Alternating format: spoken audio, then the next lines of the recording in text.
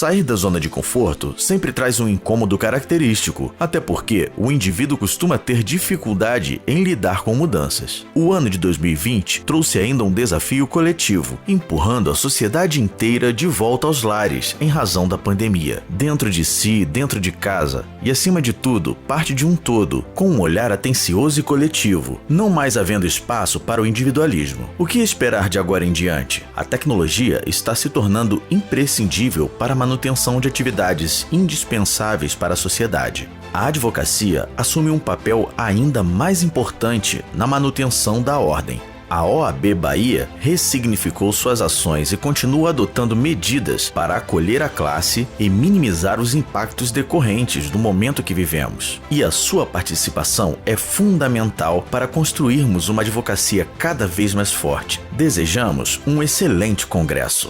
Bom dia a todos, bem-vindos ao painel 29 do primeiro congresso online da Advocacia Baiana. No painel, nós falaremos sobre o direito animal. Nós contaremos com a presença das doutoras Marilena Galvão, Carolina Busseni e Maíra Vélez, as quais apresentarei devidamente antes de cada uma das falas. Impreterivelmente, este painel vai ter duração de 1 hora. Portanto, eu vou fazer o papel aqui de controlar o tempo de fala de cada um dos palestrantes. Meu nome é Yuri Fernandes Lima, eu sou membro da Comissão Especial de Defesa dos Animais da OAB Bahia, e vou, então, passar a apresentar a primeira palestrante deste painel. A doutora Marilena Galvão é a nossa presidenta da Comissão Especial de Defesa dos Animais da OAB Bahia, ela é advogada, ex-presidente da Comissão de Defesa dos Direitos das Mulheres da OAB Bahia, ex-vice-presidente da subseção da OAB de Camaçari e também conselheira estadual. Então, com a palavra, a doutora Marilena Galvão, que vai discorrer sobre a Comissão Especial de Defesa dos Animais da OAB Bahia, seus propósitos e metas. Bem-vinda, doutora Marilena. Bom dia a todas e todos. É com muita alegria que hoje eu participo desse painel inovador na OAB Bahia e que espero que frutifique muito e que dê muitos frutos no futuro para as futuras gerações da OAB Bahia e que seja o primeiro de muitos. Apesar de nosso tempo ser muito curto, eu não poderia iniciar minha fala sem antes saudar e agradecer a diretoria da OAB, na pessoa de nosso presidente, Dr. Fabrício Castro. É uma diretoria totalmente antenada com os novos caminhos do mundo, onde o respeito aos direitos dos animais é cada vez mais exigido. Inclusive, não obstante a situação que nós estamos de pandemia, procurando atuar de forma extremamente positiva e de forma muito insistente para que os direitos, de uma forma geral, que a OAB tanto zela, tanto preza, não sejam, nesse momento, esquecidos. Eu ainda quero fazer uma especial saudação a todas as pessoas que, de alguma forma, do seu jeito, com seus recursos, com sua profissão, de suas maneiras, elas procuram apoiar essa nobre causa, que é a causa animal. Então, eu saúdo também a advogados e advogadas, especialmente advogados e advogadas animalistas, eu saúdo juízes, o Ministério Público, eu saúdo Corpo de Bombeiros, eu saúdo pessoas, cidadãos comuns que não se omitem, que não passam por cima quando vem um desrespeito, que não viram a cara quando vem um animal doente, quando vem um animal com fome. Por fim, eu quero ainda saudar os colegas dessa comissão que participam comigo deste painel, doutor Yuri Fernandes, doutora Carolina Busseni, e um agradecimento mais do que especial à doutora Maíra Vélez, a vice-presidente da Comissão Nacional da OAB, que de forma extremamente gentil, generosa, tem contribuído com nossa comissão toda vez que é solicitado. Pois bem, colegas, nunca é demais lembrar que a OAB sempre esteve na vanguarda dos movimentos sociais e das reivindicações da sociedade. E com a causa animal não está sendo diferente. A OAB tem acompanhado esse crescimento desse interesse da população em respeitar, em cumprir o respeito aos animais, que merecem tanto quanto qualquer ser humano. Tanto que, além das seccionais, estão criando as comissões, nós vamos falar agora, também existe a Comissão Nacional de Defesa dos Animais, que a doutora Maíra, acabei de falar, é a vice-presidente. E foi com esta perspicácia, né, que essa antena do que ocorre no mundo, que a diretoria dessa seccional criou, em 2019, a nossa Comissão Especial de Defesa dos Animais. A OAB reconhece a relevância e a presença cada vez marcante desta matéria no mundo jurídico. Esta comissão, ela tem atribuições, metas, propósitos de defender os direitos dos animais não humanos no âmbito do Estado da Bahia. Ela é uma comissão estadual. Ela pode se posicionar com base nos dispositivos legais de proteção à fauna, na perspectiva, inclusive, de salvaguardar a integridade física e psíquica dos animais e assegurar o cumprimento da legislação pertinente à matéria.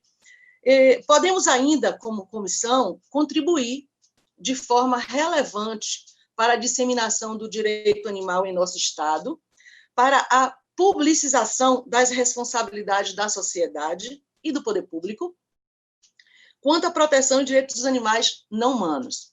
Para cumprir esses objetivos, e considerando que se trata de uma comissão extremamente nova, nós procuramos inicialmente, como primeiro propósito, estruturá-la.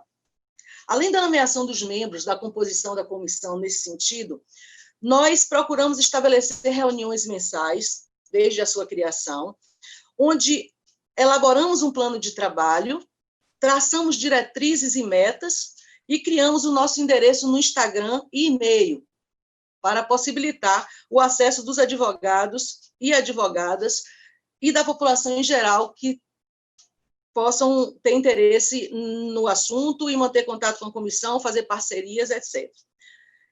Hoje, a Comissão Especial de Defesa dos Animais existe concretamente, é uma realidade, né?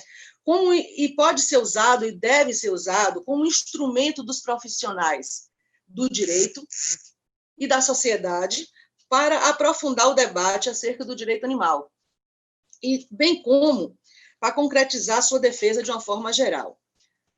Apesar de nosso curto tempo aqui, nós não temos muito tempo, e esse tempo vai ser dividido entre nós quatro, eu não poderia deixar de citar, relacionar algumas realizações que a comissão fez ao longo desse tempo, desde quando foi criada em 2019. Bom, já em 2019, nós realizamos a primeira palestra de Direito Animal na ESA, Escola Superior de Advocacia.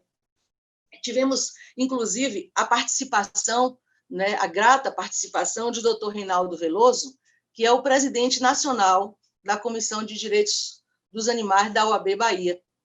E reunimos naquela oportunidade advogados, entidades de defesa dos animais, pessoas interessadas na causa, representantes do Ministério Público, Polícia Militar, entre tantas outras pessoas que têm um comprometimento com a causa. A receptividade foi excelente, né? Nós ficamos assim muito satisfeitos como foi interessante uma primeira palestra dessa na ESA, e com tanta receptividade, e que não foi nem tão demorado assim para organizar, o que significa que a comunidade está carente de mais eventos desse tipo, para que a gente possa disseminar cada vez mais o direito animal. Nós também aproveitamos a presença de Dr. Reinaldo Veloso naquela oportunidade em Salvador, e, em conjunto com ele, fizemos duas atividades. Naquela época, todos devem estar lembrados, ocorreu um grande derramamento de óleo nas praias, na costa brasileira. E muitos animais morreram, devastou a natureza de uma forma absurda, e nós aproveitamos a presença do Dr. Reinaldo e fomos fazer uma vistoria nas praias, para que a gente sentisse e percebesse de que forma aquilo ali causou um impacto na fauna e na flora. Quero aproveitar, inclusive, a oportunidade nesse momento, desse assunto, para perguntar às autoridades brasileiras qual foi o resultado dessa investigação. Quem foi o culpado? Foram punidos? Isso vai se repetir?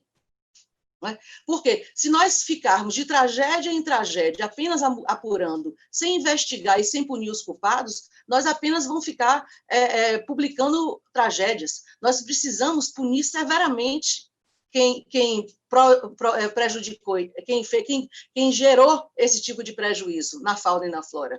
Tem que ter um rigor muito grande para que isso iniba outros casos. Né? Aproveitando também a presença do nosso presidente nacional, nós fomos ao governo do Estado, exatamente na Secretaria de Relações Institucionais, fizemos uma reunião com o secretário e fomos externar nossa preocupação com os crescentes casos de abandono e maus-tratos ocorridos no estado da Bahia.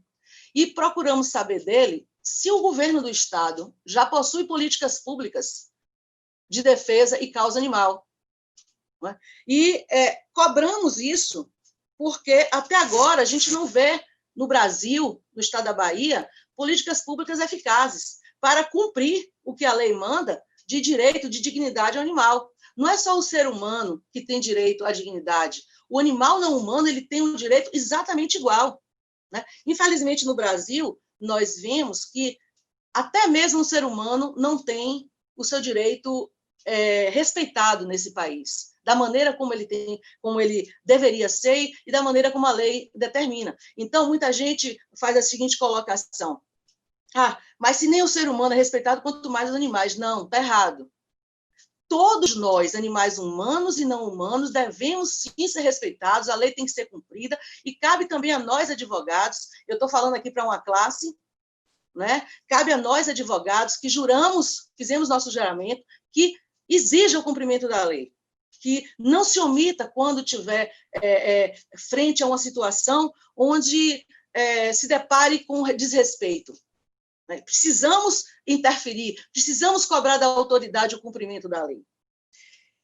Seguindo ainda as nossas atividades, eu quero dizer que elaboramos também a primeira cartilha de direito animal da OAB Bahia, com explicação sobre maus-tratos, guarda responsável, castração, orientação, onde e como proceder denúncias. Que tem sido, inclusive, distribuído em todos os nossos eventos e manifestação.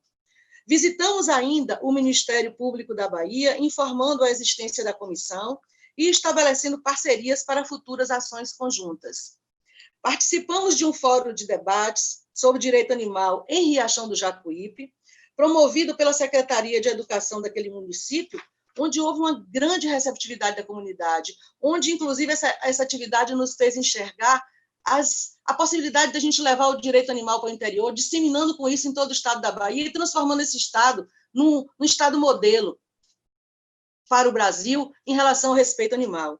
Comparecemos ao Colégio de Presidentes dessa seccional, onde falamos aos presentes sobre a importância da luta em defesa dos animais e da criação de comissões nas subseções com tais objetivos, exatamente o que eu acabei de falar, de disseminar o direito animal no interior da Bahia. Via Instagram, fizemos publicações semanais, não só das atividades da SEDA, mas também ressaltamos nossos posicionamentos, participamos de campanhas, publicamos cards referentes a datas comemorativas, entre outros. Aproveitamos ainda um palco baiano de protestos e de fé, que foi o Cortejo da Lavagem do Bonfim, acompanhando a comitiva da OAB, onde distribuímos cartilhas, levamos faixas, cartazes com informações, e a população teve excelente receptividade, o que mostra que nós precisamos de campanhas educativas, que a população vai sim aderir, vai sim se informar e vai sim colaborar com a defesa animal. Várias outras atividades foram realizadas, mas o tempo é curto, né, muito curto, inclusive, eu não tenho como relacionar todas, mas eu queria ainda falar um pouquinho rápido, dentro do meu tempo ainda que eu disponho, sobre os projetos que a comissão pretende desenvolver. Nós pretendemos desenvolver uma cartilha de defesa dos animais infantil, com linguagem apropriada, com a linguagem lúdica, para que a gente possa levar às escolas, através de palestras, e conscientizar essa geração aí, para que eles sejam multiplicadores, e quem saiba nós tenhamos um futuro, uma geração de adultos mais responsáveis e conscientes. Queremos realizar também em 2021 um seminário estadual de direito animal e, sem dúvida, continuaremos e acompanharemos de forma insistente, de forma intransigente, a implementação pelo governo estadual e pelos governos municipais de políticas públicas para a defesa animal. Inclusive, aproveito também essa oportunidade para cobrar dos governos municipais e do governo do Estado políticas públicas. É necessário também destacar, neste período, nesses últimos anos, a evolução do direito animal no Estado da Bahia, graças à atuação de advogadas e advogados abnegados, dedicados e competentes. E eu cito aqui o exemplo, a exemplo de Yuri Fernandes, Carolina Busseni, Ana Rita Tavares, Graça Paixão, Ximene Pérez, entre outros. Tais profissionais conseguiram vitórias inovadoras e importantes nos tribunais, modificando posições arcaicas e preconceituosas até então. Como exemplo destes precedentes, podemos citar a decisão da segunda vara civil da comarca de Feira de Santana, que decidiu pela permanência dos animais comunitários num condomínio daquela cidade. Outro exemplo é a atuação de advogados animalistas que impediram o abate de jumentos em frigoríficos localizados na Bahia, pertencentes a chineses. Esses animais, que são símbolos do Nordeste, cantados em verso e prosa por Luiz Gonzaga, estão em risco de extinção, são abandonados nas estradas, sem abrigo, sem alimentação, idosos muitas vezes, doentes, porque os agricultores, paulatinamente, estão substituindo por motos e outro tipo de transporte. Uma outra ação muito comentada e vinculada na imprensa foi a ação onde 23 gatos estão no polo ativo de um processo contra 2 construtoras de Salvador, pleiteando a indenização de R$10 mil, mais os custos de sobrevivência. Hoje, em casos de separação judicial, já existe, inclusive, a disputa ou acordo pela guarda do animal não humano, porque eles são considerados o quê? Membros da família. Outros tipos de ações judiciais versam sobre situação de animais em condomínio, sobre transporte de animais em companhias aéreas, e assim vai, né?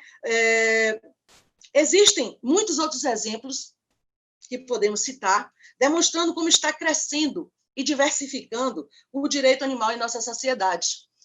Criando assim, colegas advogados, outra alternativa na advocacia, criando assim novas oportunidades profissionais. Por isso é importante que vocês também se inteirem do direito animal, para que vocês também tenham essas novas oportunidades.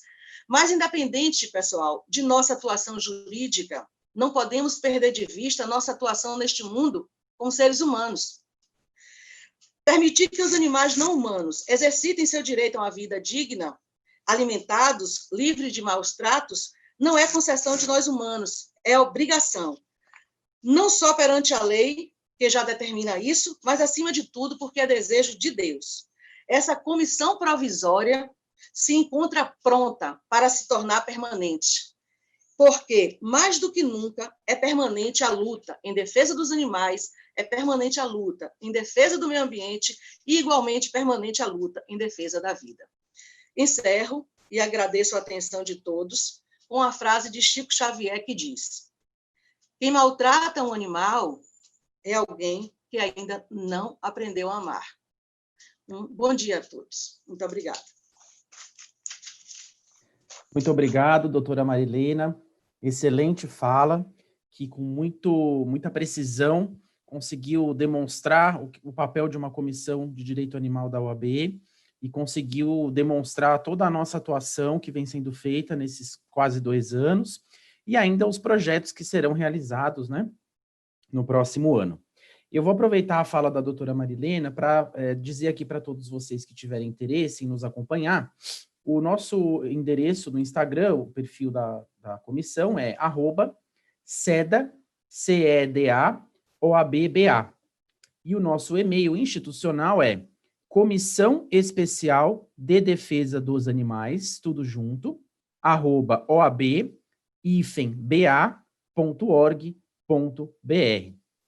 Então, com isso, eu vou passar a palavra agora para a nossa próxima palestrante, que é a doutora Carolina Busseni, advogada animalista, conselheira estadual da OAB Seccional Bahia vice-presidente da Comissão Especial de Defesa Animal da OAB Bahia, membro da Comissão Especial de Proteção e Defesa Animal do Conselho Federal. A doutora Carolina Bussini vai falar sobre o direito animal, um novo direito. Então, doutora Carolina, bem-vinda, muito obrigado, e a palavra é sua. Olá, bom dia. Obrigada, doutor Yuri. Quero parabenizar a doutora Carolina por palavras tão pontuais, né, questões tão importantes.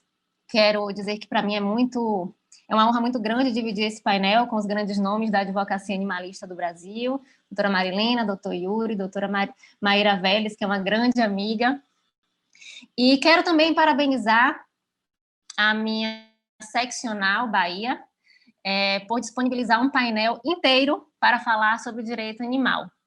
Né? Parabenizar ainda a minha seccional, quero agradecer o convite e parabenizar pelo sucesso que é esse projeto inovador, né, que é o primeiro congresso online da advocacia baiana. Bom, vamos ao que interessa, não é, colegas? Vamos falar sobre o direito animal, que é considerado um novo direito. Mas antes de adentrarmos ao tema, é importante nós entendermos o que vem a ser um novo direito ou um direito novo. Bom, os novos direitos são aqueles direitos surgidos a partir das transformações do mundo nos últimos anos, né? Sabemos que a sociedade muda de comportamento com o passar do tempo e, por tal razão, o direito não pode ser estático. Quando a nova realidade social ela se apresenta, atrelada a mudanças de paradigmas, nasce a necessidade de assegurar direitos e garantias não reconhecidos. E esta necessidade surge para manter a paz social e a sociedade organizada. Temos como exemplos de novos direitos, por exemplo, o direito desportivo, né, que será também tratado nesse congresso, no painel à tarde. Temos o direito digital, o biodireito e o tema da nossa palestra, que é o direito animal. Bom, assim como todos os novos direitos, o direito animal está em formação, delimitando seus objetivos, estabelecendo seus princípios e construindo seu regime jurídico. Ele surge da necessidade de retirar os animais não humanos da condição de bens e coisas, fazendo jus à sua condição de ser senciente e consciente, sujeitos de direitos. A sociedade brasileira, ela já não tolera mais atos de abuso e crueldade contra os animais. A imprensa, inclusive a mundial, cada vez mais se interessa por notícias relacionadas aos animais não humanos. As redes sociais hoje, elas revelam o perfil da nova sociedade brasileira e a sua relação com os animais não humanos. Então, trazendo essa evolução para o mundo jurídico, nós podemos afirmar que o direito animal surge no Brasil com a Constituição Federal de 1988. No capítulo destinado ao meio ambiente, o Constituinte ele traz o artigo 225, parágrafo 1º, inciso 7º, ele traz uma proteção direta e especial aos animais não humanos. Eu vou ler aqui para vocês, para os doutores. O artigo 225 diz o seguinte: todos têm direito ao meio ambiente ecologicamente equilibrado, bem de uso comum do povo e essencial à sadia qualidade de vida, impondo-se ao poder público e à coletividade o dever de defendê-lo e preservá-lo para as presentes e futuras gerações. Esse é o caput. O parágrafo 1º diz: para assegurar a efetividade desse direito, incumbe ao poder público. Aí vem o inciso 7º. Proteger a fauna e a flora, vedadas na forma da lei as práticas que coloquem em risco sua função ecológica, provoquem a extinção de espécies ou submetam os animais à crueldade. Nesse inciso 7º, nós conseguimos enxergar claramente uma dicotomia entre o tratamento destinado aos animais não humanos. Na primeira e segunda partes, os animais são considerados em sua função ecológica e, portanto, direitos transindividuais, que é uma proteção decorrente do direito ambiental. Na parte final, onde há a vedação da crueldade, o animal é considerado enquanto indivíduo, ser senciente, importante por si só. Aqui, nós temos a proteção decorrente do direito animal. Importante deixar claro que a regra da vedação ela foi elaborada pensando nos animais e não sobre a ótica dos humanos. E é fácil chegarmos a essa constatação quando revisitamos a história da Constituição Federal de 88. A criação da regra da vedação da crueldade ela foi impulsionada pela FABOI, uma prática cruel que ocorria nos anos 80 em Santa Catarina. O legislador constituinte ele buscou, com a regra da vedação da crueldade, combater práticas cruéis para com os animais não humanos. há uma proteção e uma preocupação com o animal não humano de forma individualizada, como sujeito detentor de dignidade própria. E esse é o pontapé inicial para o surgimento do direito animal, pois não se pode conceber aos animais não humanos proteção menor do que a garantida pela Constituição Federal. Um outro ponto que merece destaque com relação ao direito animal é a sua denominação. Todo e qualquer ramo do direito em construção precisa adquirir autonomia científica, e, para tanto, é necessária a uniformização da nomenclatura. E a escolha por direito animal segue uma tradição das nomenclaturas das disciplinas jurídicas, como, por exemplo, a gente tem direito penal, direito civil, direito tributário. Então, o direito animal se mostra mais adequado, né? Colegas, outra questão que merece destaque é o conceito de direito animal. O conceito ele é extremamente importante para que o campo do direito seja reconhecido doutrinária e jurisprudencialmente.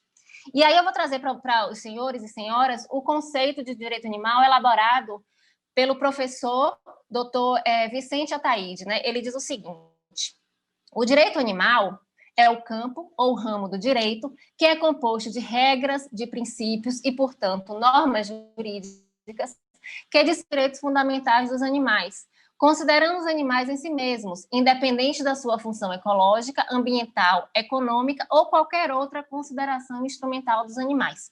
Então, dentro desse conceito, o que é que nós temos hoje no mundo jurídico? Temos a regra da vedação da crueldade como uma regra de direito animal, como a gente falou no artigo 225. Temos diversos princípios jurídicos exclusivos e não exclusivos norteadores do direito animal, né, como, por exemplo, os princípios exclusivos, nós podemos dizer princípio da dignidade animal, princípio da universalidade, princípio da primazia da liberdade natural e o princípio da educação animalista. Temos os princípios não exclusivos, que são aqueles compartilhados com outros ramos do direito. E aí nós podemos citar o princípio da precaução, o princípio da democracia participativa, o princípio do acesso à justiça e o princípio da proibição do retrocesso. Dentro das normas jurídicas, do arcabouço jurídico que disciplina os direitos dos animais aqui no Brasil, eu acho que é interessante a gente destacar a Lei 9.605 de 98, que é a Lei de Crimes Ambientais, que em seu artigo 32 tipifica como crime o ato de abuso, matar, ferir ou mutilar animais silvestres, domésticos e domesticados. Atribui pena de detenção de 3 meses a 1 ano e multa. Nós temos também, recentemente, que entrou em vigor o Código de Direito e Bem-Estar dos Animais do Estado da Paraíba, que é a única lei do mundo a catalogar direitos fundamentais animais. Então, colegas, depois desse breve relato sobre o direito animal como um campo do direito, eu acho importante fazermos uma retrospectiva da natureza de nossas leis, né? Lembrando que, historicamente, as leis brasileiras elas foram criadas apenas para os humanos, né? Mas eram leis que segregavam mais do que uniam os humanos, porque nem todos os humanos eram contemplados nessa legislação. Então, a gente pode lembrar que, no período da escravidão, por exemplo, os afrodescendentes escravizados eram considerados bens e patrimônio, portanto, não eram destinatários das nossas leis. No Brasil, somente em 1962, com o advento do Estatuto da Mulher Casada, as mulheres deixaram de ser civilmente incapazes.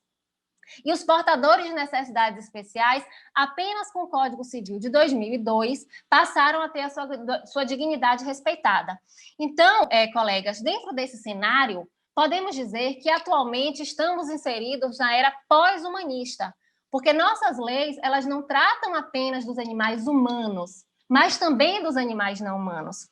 Né? E é nesse sentido que podemos afirmar que o direito dos animais são direitos de 4ª ou 6ª geração.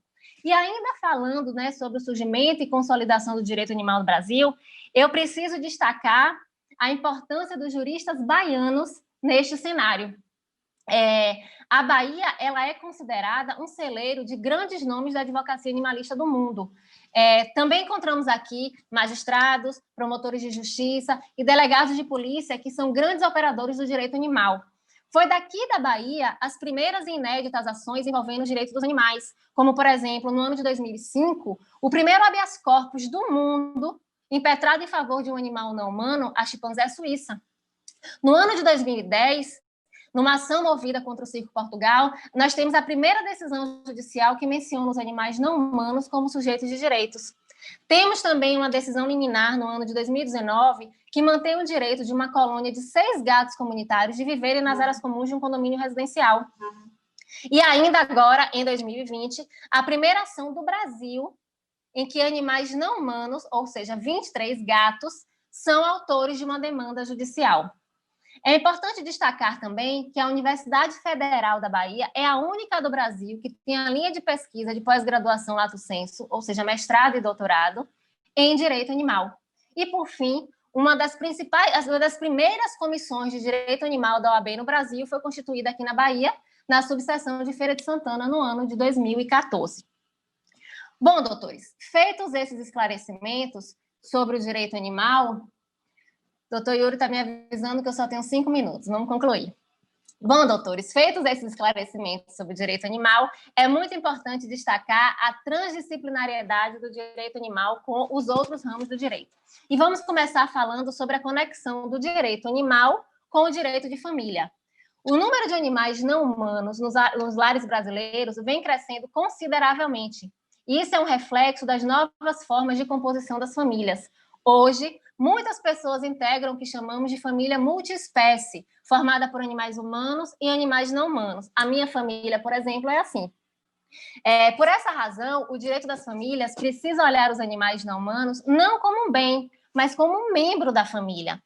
E como a doutora Graça Paixão, ela bem pontua, ela diz que os animais de estimação ocupam em nossos lares lugares muito íntimos, como nossos quartos e nossas camas. E é por isso, doutores e doutoras, que estamos presenciando com bastante frequência decisões judiciais utilizando os institutos de direito de família para regulamentar a guarda e o direito de visita aos animais não humanos em caso de divórcio, assim como a regulamentação de pensão alimentícia. Ainda dentro do tema família, residência, lar, o direito animal também está presente no direito condominial. Tem se tornado cada vez mais frequente situações envolvendo animais não humanos que vivem em condomínio com seus tutores e também animais comunitários que vivem nas áreas comuns dos empreendimentos. E essas situações elas têm sido judicializadas muitas vezes por falta de conhecimento do direito animal. E a resposta do Poder Judiciário tem sido, em sua maioria, aplicando e reconhecendo os direitos dos animais. Uma outra conexão que merece destaque é a direito dos animais com o direito das mulheres. Porque sim, doutores e doutoras, o direito dos animais também é uma questão feminista. Hoje, nós mulheres, nós lutamos diariamente pela igualdade de gêneros, repudiamos cada vez mais o patriarcado, a falsa ideia de superioridade dos homens em relação às mulheres. Combatemos a objetificação do corpo feminino. Com as fêmeas de outras espécies, esse tipo de violência também existe, mas ainda está longe da nossa consideração moral, pois está camuflada pelo que chamam de cultura e costume. Vou trazer para os doutores e doutoras alguns exemplos que traduzem esta relação de direito animal com o direito das mulheres. A objetificação do corpo dos animais não humanos. Nós, humanos, eivados de especismo, achamos que podemos utilizar os animais para suprir nossas necessidades. Podemos explorá-los para nossa alimentação, vestuário, como fonte de renda e até lazer. Tratamos os animais como coisas, instrumentos ao nosso dispor, sem considerar que eles são seres sencientes e conscientes, que sentem, sofrem, ficam alegres, têm direito à felicidade, interagem com o meio e criam relações de afeto com seus pares, socializando. Uma outra questão, muito séria, inclusive, é a cultura do estupro e os animais não humanos. A maioria das pessoas não tem noção do que acontece nas chamadas fazendas industriais e nos canis de exploração, onde animais são criados para consumo de sua carne, venda de seus filhotes, produção de leite e ovos. As fêmeas são induzidas artificialmente e manualmente à inseminação, à fertilização, contrariando a sua natureza e o seu tempo biológico. São submetidas a um sistema de violenta opressão sexual, através de força, né? A maioria das vezes, há um dispositivo utilizado, um utensílio chamado rack de estupro, que é um dispositivo utilizado para reter as fêmeas durante a inseminação. Nesse sistema, que a sociedade patrocina, as fêmeas suportam uma vida de violação e gravidezes repetidas, tortura e estupro. E depois, quando perdem a capacidade de reproduzir, elas são mortas nos abatedouros. Isso é algo bem importante que nós precisamos nos policiar sempre. Um outro exemplo é a relação entre violência doméstica e violação contra animais não humanos. Com esse exemplo, eu trago para os doutores e doutoras a teoria do link E aqui também a conexão do direito animal com o direito penal. A teoria do link ela é utilizada pelo FBI desde a década de 70 e comprova a ligação que existe entre a violência contra pessoas e o maus-tratos a animais. 88% dos lares em que o abuso de crianças estava presente, o abuso animal estava ocorrendo também. Entre as mulheres que procuraram abrigo de segurança, mais da metade delas, seus parceiros violentos ameaçaram ferir os animais de estimação.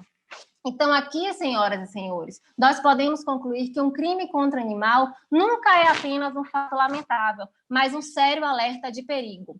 Atentar para um crime contra um animal não humano é uma forma de prevenção primária dos crimes contra a sociedade e implica na quebra do ciclo da violência. Então, colegas, diante de tudo que já falamos até aqui, inclusive que o direito animal é um ramo autônomo e que tem conexão com diversos ramos do direito, importante ressaltar sobre a abertura de mercado para aqueles advogados que se interessam pela temática. A mudança de paradigmas da sociedade em relação ao convívio com os animais não humanos, inseridos em sua esfera de consideração moral e social, tem gerado uma demanda crescente pelo reconhecimento dos direitos dos animais nas mais diversas situações da vida em sociedade. E, com isso, nasce uma janela de oportunidade para a advocacia animalista, que é uma nova especialidade da nossa profissão, que engloba principalmente a defesa dos animais não humanos como sujeitos de direitos. E assim, doutor Yuri já me avisou, eu finalizo nossa conversa, esperando ter plantado nos senhores e nas senhoras a semente do direito animal e que cada um de vocês, né, que fique o convite, né, para que os colegas se aprofundem sobre o tema. Eu termino aqui agradecendo pela atenção de todos e, mais uma vez, agradeço ao AB Seccional Bahia, que é a minha casa, pela oportunidade de falar sobre direito animal para um público que certamente é multiplicador de conhecimento. Muito obrigada. Está com a palavra, doutor Yuri. Muito obrigado, doutora Carolina. A fala brilhante da doutora Carolina revela a seriedade e a importância do direito animal, do trabalho de nós, advogados animalistas, e também da nossa comissão, né? Eu gostaria de pedir licença, doutora Carolina, para complementar a sua fala em dois rápidos aspectos. Um deles, até também retomando a fala da doutora Marilena, que falou da dignidade dos animais, e a doutora Carolina mencionou dos princípios do direito animal. E eu gostaria apenas de frisar a importância do princípio da dignidade animal, né, que decorre diretamente do dispositivo constitucional citado por ela, 225, parágrafo 1º, inciso 7º, onde há a regra da vedação da crueldade contra animais. Segundo o professor Vicente Ataíde, também citado pela doutora Carolina, ao vedar práticas cruéis contra animais, o constituinte partiu do pressuposto de que os animais são seres sencientes, né? Então, há um reconhecimento pela nossa Constituição Federal da senciência animal, isso é muito importante a gente ter em mente, né? E, então, partindo da senciência animal e da vedação da crueldade, dimana, segundo o professor Vicente Ataíde, o princípio da dignidade animal. E o segundo ponto que eu quero mencionar, a doutora Carolina mencionou o especismo, então eu quero também lembrá-los que hoje, né, dia 28 de agosto, é o Dia Mundial pelo Fim do Especismo.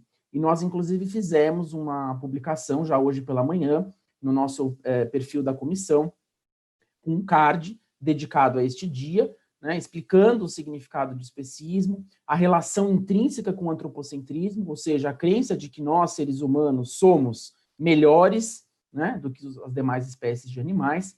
Então, recomendo a todos que visitem a nossa página, que nos sigam e que deem uma olhada nesse post para começarmos um aprofundamento nesse tema. Então, feita essa breve contribuição, eu gostaria de passar a palavra para a doutora Maíra Vélez, que é advogada, especialista em direito do trabalho, presidente da Comissão Seccional de Defesa dos Direitos dos Animais, assessora e palestrante da Comissão de Cultura e Eventos da OAB-SP, foi assessora técnica do Centro de Fauna Doméstica da Secretaria do Meio Ambiente e da Divisão de Manejo da Subsecretaria Estadual de Defesa dos Animais, biênio 2017-2018, e vice-presidente da Comissão de Proteção e Defesa Animal do Conselho Federal da OAB. O tema que a doutora Maíra vai discorrer é o animal como sujeito de direitos nos tribunais, leading cases e o papel da OAB. Então, doutora Maíra, a palavra está com você.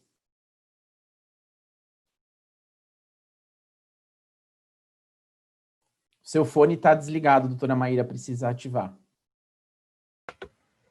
Bom dia a todos os colegas, agradeço especialmente ao Dr. Yuri Fernandes, que está aqui fazendo essa brilhante mediação, e mais do que isso, está conduzindo como facilitador esse momento especial. Quero deixar aí todos os meus cumprimentos ao presidente seccional da OAB Bahia, Dr.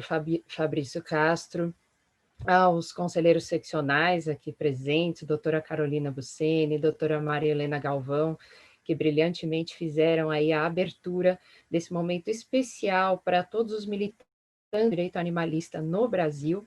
E queria dizer que a OAB Bahia e também os advogados baianos têm sido essenciais na condução e na abertura de precedentes, de leading cases, em relação aos direitos dos animais no Brasil. Antes de qualquer coisa, eu gostaria de destacar que grandes escolas de direito nos Estados Unidos já tratam da temática, como também na União Europeia, mas eu quero destacar aqui Yale, Stanford, Harvard, todas essas grandes universidades, elas têm uma cátedra ou um departamento de Animal Law, que realmente tem aí o condão de ensinar aos seus alunos sobre a questão da inserção do animal como sujeito moral dentro aí dos seus estudos aprofundados de ética, e isso é importante dizer, eles estudam como ética aplicada, né, doutor Yuri? Então, é interessante a gente destacar que o animal passa a integrar o rol dos sujeitos de interesse moral. Então, o que é isso, para quem nos ouve? Quando você considera que qualquer ser pode ser atingido numa relação de causa e efeito por todas as suas ações e até pelas suas omissões, você considera de maneira muito fácil de compreender e lógica que o animal pode, sem dúvida, sofrer os efeitos da ação ou da omissão humana, né? E nesse sentido, vários filósofos aí que estudam ética prática e outros que realmente são mais voltados à questão do direito dos animais ou do direito animal, como bem disse a doutora Carolina, começam a contemplar o animal como sujeito de direitos, né? E o que seria o animal sujeito de direitos? Partindo dessa perspectiva de que o animal é considerado aí em sua dignidade moral, em todos os seus atributos básicos, direitos, enfim, você começa a compreender que esse animal tem que ser também compreendido pela ótica jurídica e tem que ser tutelado não mais como um bem, como sempre foi considerado por muitas doutrinas clássicas ultrapassadas, mas no seu interesse próprio. Então, na inteligência do artigo 225, parágrafo 1º, inciso 7º, como bem citou nossa colega doutora Carolina Buceni, é importante dizer que há aí 3 tipos básicos de proteção ao animal na ótica constitucional. O primeiro deles seria a questão da preservação da função ecológica do animal, que é extremamente importante no viés do direito ambiental, porque uma vez retirado da natureza, seja por tráfico, seja porque ocorreu um atropelamento de fauna, algo incidental, mas enfim, que o retirou do seu habitat natural, do seu bioma, acontece que esse animal vai deixar de exercer uma importantíssima função ecológica. A gente fala muito, né, das árvores, da Amazônia, mas a Amazônia é um organismo vivo exatamente porque ele é composto de fauna e de flora. Então é importante destacar essa importância ambiental. Quando você retira um primata, uma ave, um roedor, um réptil do seu habitat natural, ele deixa, por exemplo, de se alimentar e de fazer uma dispersão natural de sementes que vai fazer com que a própria mata estabeleça o seu equilíbrio ecológico. E dessa maneira você vai estar afastando esses animais da sua dignidade, mas também estará afastando o homem do direito básico ao meio ambiente ecologicamente equilibrado e até, em última instância, a saúde e a vida na Terra. É importante verificar que o artigo 225 no caput, como bem ressaltou a doutora Carolina, ele estabelece que o meio ambiente ecologicamente equilibrado é um direito de todos. não somente um direito do homem, e que ele deve ser preservado para as atuais e futuras gerações. Então, trata-se de um direito transgeracional, de quarta geração, que realmente vislumbra algo muito maior. Ele tem consequências através do tempo, ele não se limita a um período só, ou seja, quando a gente fala em tutela jurídica de patrimônio, por exemplo, a gente provavelmente estabelece, né, uma cessão de uso, um aluguel, uma alienação da propriedade, tudo isso é muito bem delimitado no tempo e no espaço. Num direito ecológico, como a gente está falando, transgeracional, você não tem o condão de estabelecer isso de maneira limitada, porque ele realmente vai afetar essa e as futuras gerações.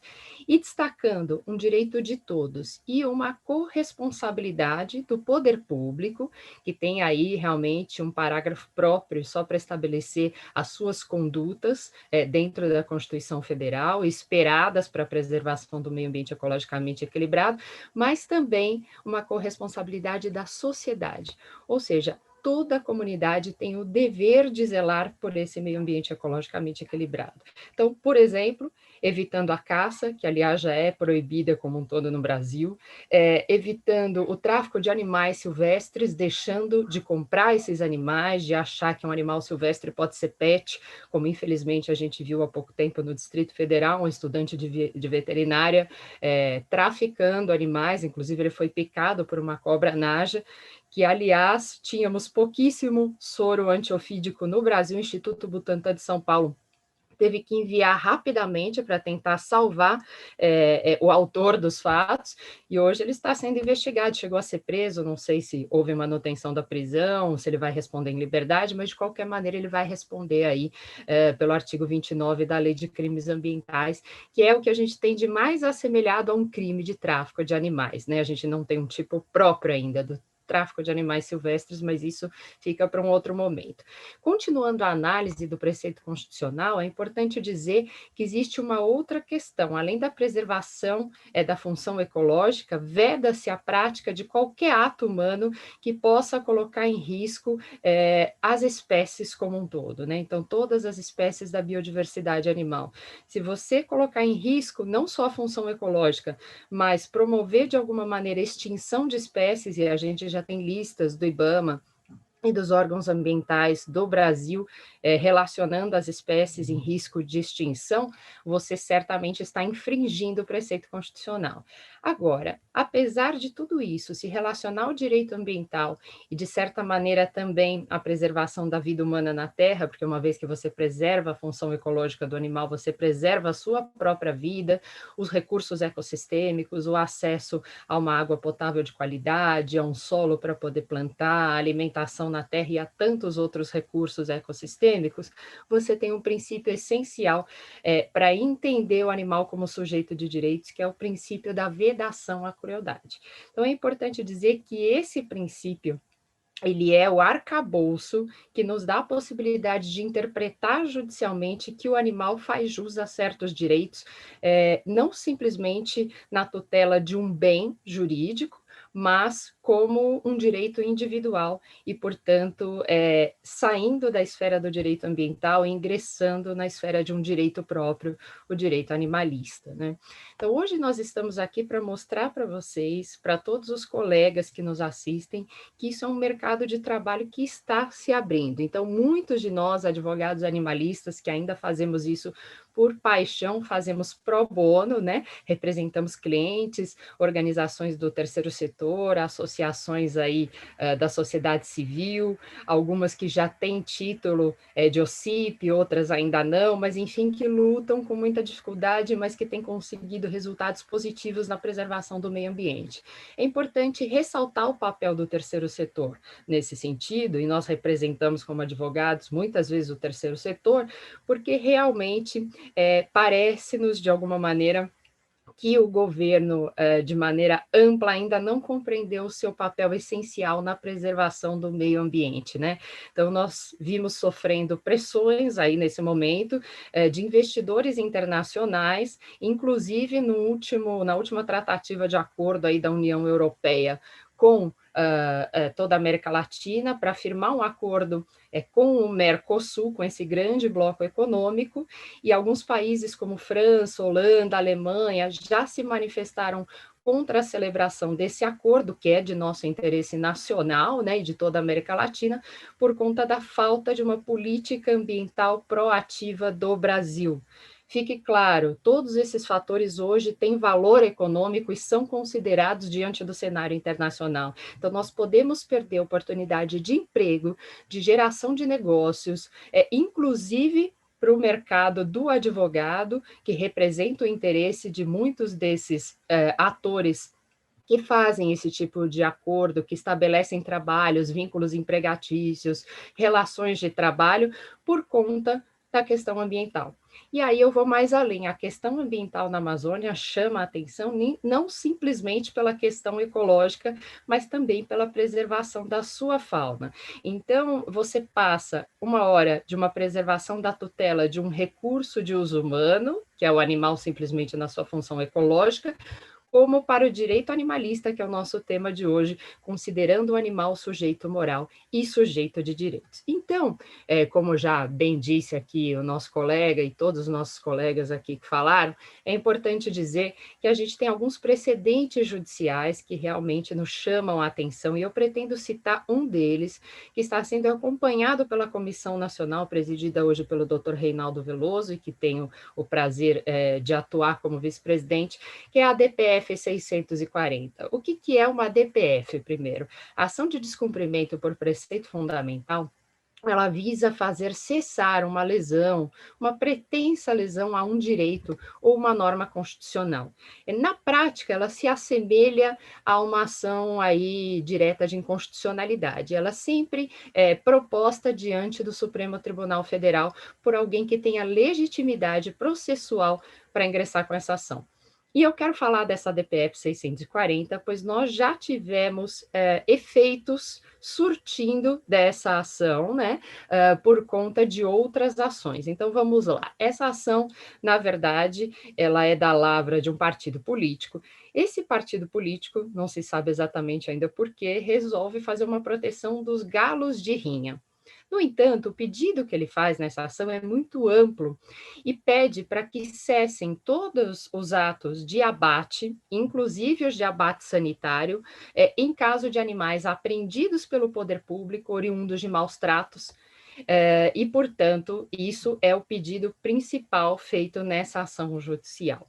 Isso chama a atenção de todas as organizações de defesa animal, incluindo da Comissão Nacional da OAB, a Comissão de Defesa dos Direitos dos Animais, porque realmente ela tem o condão de determinar quem vai viver e quem vai morrer, né? Então, falando-se de animal como sujeito de direitos, aquele animal que foi reconhecido pela Declaração de Cambridge como um ser que consegue reconhecer positivamente e negativamente todos os sentimentos que o cercam, ou seja, ele consegue sofrer, ele consegue ter sensações de prazer, tal como um ser humano, não importa em que grau ou de que maneira ele manifesta conscientemente essas sensações, ou seja, inserido no campo da moral, ele passa a ser também sujeito de direito pela inteligência do artigo 225, parágrafo 1º, inciso 7º. E essa ação federal, portanto, ela vem diante do Supremo Tribunal Federal e pede que haja a suspensão dos abates de animais oriundos de maus tratos, tanto pelo poder público quanto pelo poder administrativo em qualquer esfera, né? Lembrando que nós temos vários órgãos ambientais que têm o condão de determinar a vida e a morte de alguns animais. E, nesse sentido, essa ação está em curso, a OAB está ingressando como amicus curiae dessa ação, através do seu Conselho Federal, e fica aí o meu abraço para o Dr. Felipe Santa Cruz, que está nos apoiando nessa tarefa. E, no meio dessa ação, surgem outras ações administrativas e judiciais, e uma delas, oriunda do município de Massaranduba, em Santa Catarina, pede para que vários galos de rinha, salvo engano, 86 galos de rinha apreendidos ali do tráfico pela Polícia Militar do estado de Santa Catarina, sejam abatidos. Eles chamam isso de abate sanitário. Na verdade, é um nome que eles dão, existe uma especificação de abate sanitário que é para evitar risco à saúde humana, à saúde pública, mas eles estão usando de maneira muito ampla e restrita esse termo para justificar abate de animais que não têm destinação.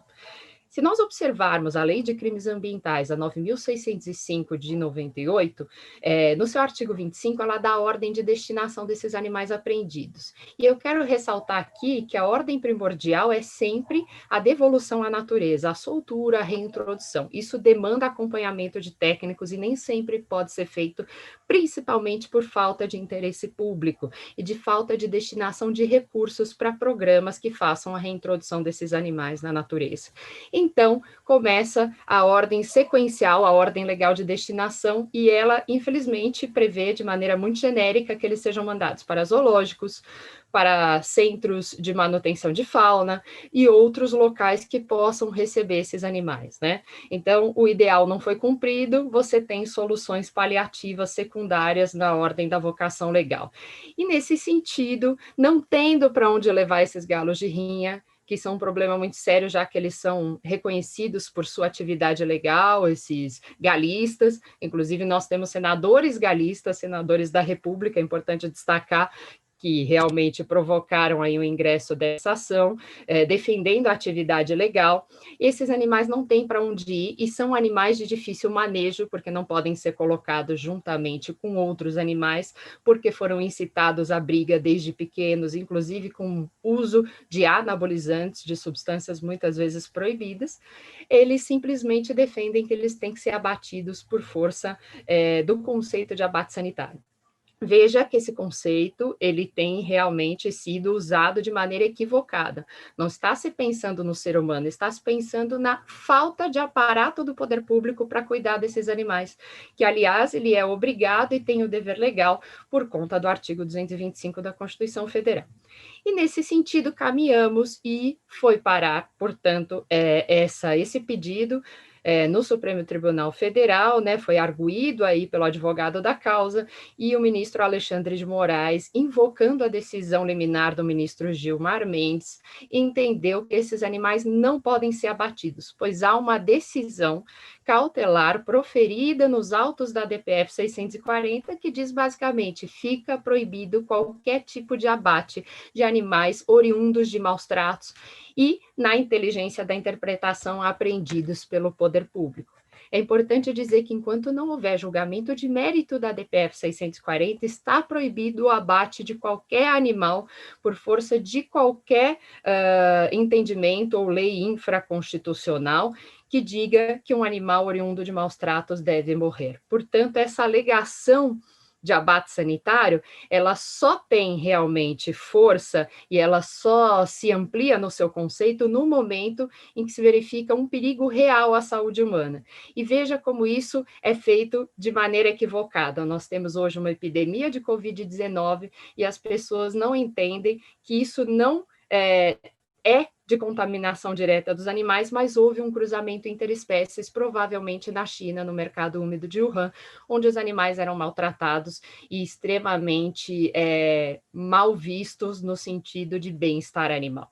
Então, eu quero deixar claro para todos aqui, já me encaminhando para o final dessa participação aqui na OAB Bahia, nesse congresso online, esse primeiro congresso online, que, infelizmente, o Brasil ainda caminha a passos curtos em relação à proteção do direito e do interesse dos animais, mas que certamente nós temos feito avanços por conta da advocacia animalista. E hoje ela se revela, sim, um mercado e um pool muito grande para que os novos advogados se preparem através da representação de organizações do terceiro setor, do próprio primeiro setor, que tem os seus órgãos ambientais e precisam de consultoria jurídica, e também, como um todo, do cidadão que tem o direito direito de levar algumas questões relativas a animais, sejam eles considerados de sua propriedade, que é um conceito cada vez mais ultrapassado, sejam aqueles que estejam na tutela do Estado, que é o caso dos animais silvestres. Agradeço muito a participação, teria muito mais a falar, mas foi uma honra participar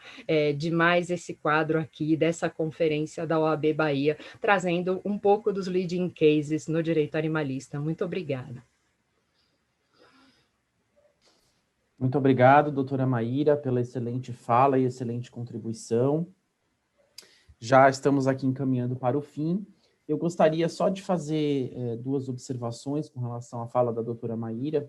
A primeira, só para frisar, ela mencionou a Declaração de Cambridge e a gente percebe que muita gente ainda hoje desconhece, né, a declaração.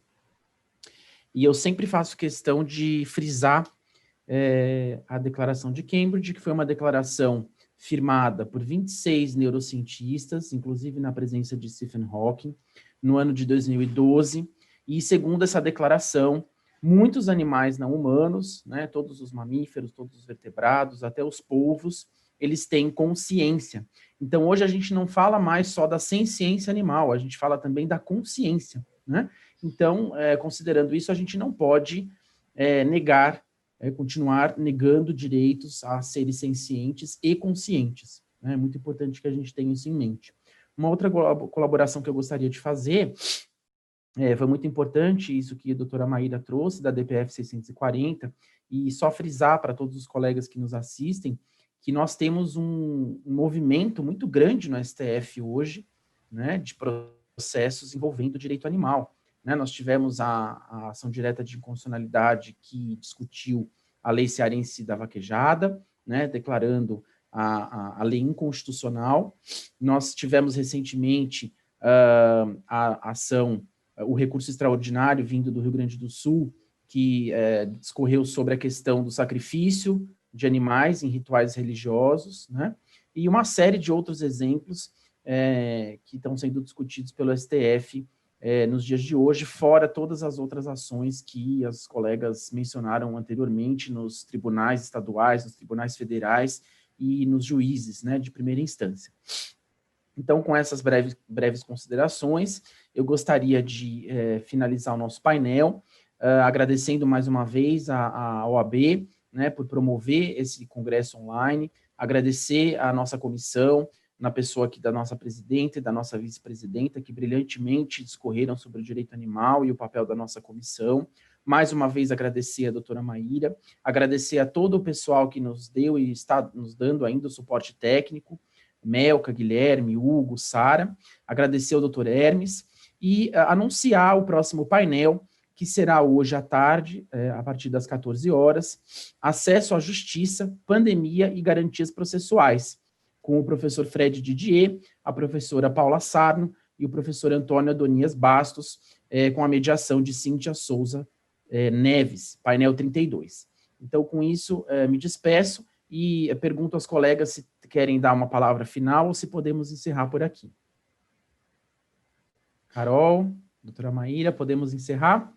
Então, gostaria só de deixar uma palavra final, doutor Yuri, em nome da Comissão Nacional, dizendo que nós, através das nossas comissões seccionais também, recebemos o trabalho de voluntários. Então, todos os advogados, estudantes de direito, estudantes de medicina veterinária que queiram participar desse corpo de defesa do maior patrimônio que nós temos, que é o meio ambiente, né, a fauna e a flora, e, de maneira direta, aí, os animais como sujeitos de direito, podem procurar as comissões de direito animal de todas as seccionais, especialmente hoje presidida pela doutora Marilena Galvão, e que tem a doutora Carolina Busseni por vice-presidente. Nós receberemos de braços abertos todos aqueles que querem aprender com a gente e desenvolver realmente um mundo que tenha um pouco mais de olhar sobre a proteção desses nossos irmãos. Então, agradeço muito a participação e essa é a minha fala final.